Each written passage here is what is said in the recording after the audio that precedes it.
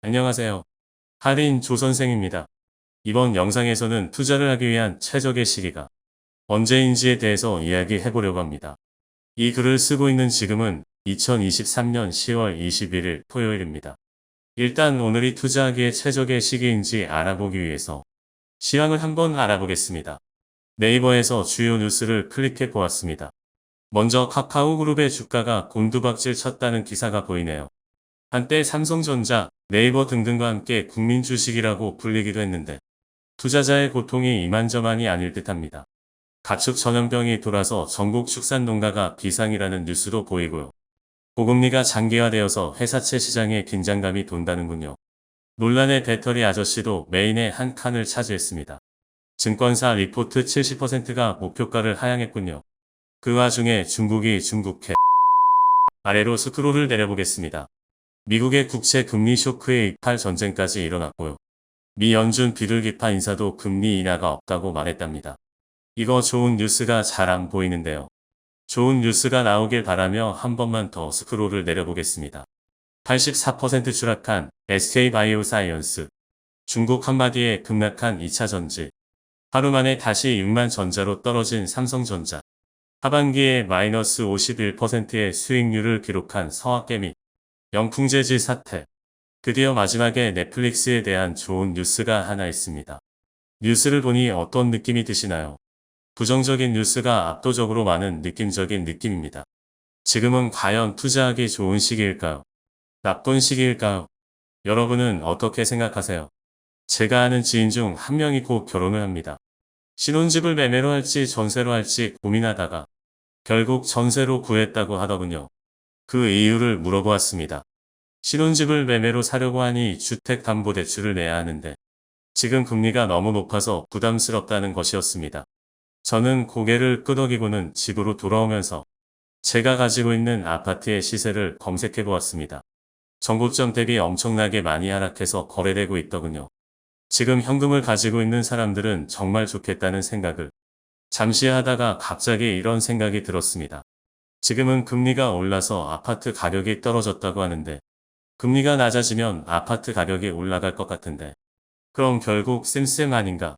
중학교 1학년 수학 과정에 나오는 반비례 그래프가 갑자기 떠오르네요. 결혼한 지인이 금리가 하락할 때까지 기다린다면 이미 집값은 그걸 반영해서 올라버릴 확률이 높을 텐데 그렇다면 지금 싼 값의 아파트를 사고 이자를 많이 내는 것과 나중에 이자는 적지만 집을 비싸게 사는 것 중 뭐가 더 이득일까요? 금리가 떨어지기 직전이면서 동시에 부동산 가격이 상승하기 직전. 그 환상의 타이밍을 잡아서 투자한다면 모를까. 그 외에는 마켓 타이밍이 의미가 있을까 하는 생각이 들더군요. 시장 전체로 생각을 확대시켜 본다면 개별 주식, 개별 부동산은 분명히 리스크가 있지만 주식시장 전체를 추종하는 ETF를 사는 것은 미스터 마켓이 어느 정도 적절한 가격의 물건을 내놓는 것이 아닐까 하는 그런 생각이 듭니다. 효율적 시장 가설의 냄새가 조금 나기도 하네요. 레버리지 없이 완전 현금으로 생활을 하는 사람은 마켓 타이밍을 잘 잡으면 이득을 볼 수 있을 것입니다. 하지만 부동산을 현금 박치기로 사는 사람이 몇이나 될까요? 저는 금리가 높거나 낮거나 자산 가격이 비싸거나 싸거나 아무 상관하지 않고 적립식으로 매수를 합니다. 자산 가격이 비쌀 때는 자산 가격이 비싸지만 금리가 싸니까 살만해 라고 생각하고 금리가 높을 때는 금리는 높지만 자산 가격이 싸니까 살만해 라고 생각한다면 한결 마음 편하게 매수 버튼을 누를 수 있습니다. 저도 한때는 마켓 타이밍을 재고자 노력했던 적이 있습니다. 단타 투자자들처럼 단기 고점, 단기 저점을 잘 잡아서 그래프에 모든 주름을 쫙 펴서 이익을 보려는 생각은 없었고 그저 시장에 꽂지만 잘 피하고 싶었습니다. 시장 참가자들이 극도로 흥분해서 매수하고자 하는 상태. 흔히 말하는 거품일 때만 피해서 투자를 한다면 수익률이 비약적으로 높아질 거라는 생각을 했습니다. 그래서 많은 책들과 논문을 읽으며 공부를 했습니다만 저의 재능이 미약해서인지 노력이 부족했는지 결국 거품의 징조를 알아낼 수 있는 지표나 단서를 찾지 못했습니다. 제가 아는 자신감 넘치는 단타 투자자가 있습니다. 이 사람은 흔히 말하는 슈퍼개미입니다. 엄청나게 많은 보조지표와 시황, 기업, 공시, 뉴스를 분석합니다. 심지어 본업도 따로 있는 나중에 말이죠. 여러분들은 코로나 때 나스닥이 7천까지 떨어지고는 V자 반등했던 것을 기억할 것입니다.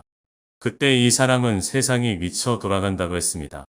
자기가 보는 모든 지표가 하락을 가리키고 있는데 지수가 상승한다는 것은 말이 안 된다고 말이죠.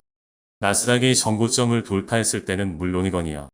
나스닥이 만을 뚫고 올라가자 연준과 트럼프를 욕하면서 이대로 놔뒀다간 세계의 경제, 금융 시스템이 붕괴될 거라고 저를 만날 때마다 열변을 토했습니다.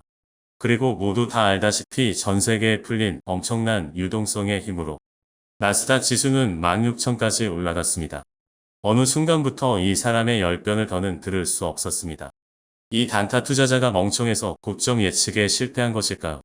하지만 이 사람은 연준과 트럼프를 욕하며 폭락을 주장하는 와중에도 V자 반등한 1년 6개월 동안 단타 투자로 수억 원의 이익을 냈습니다.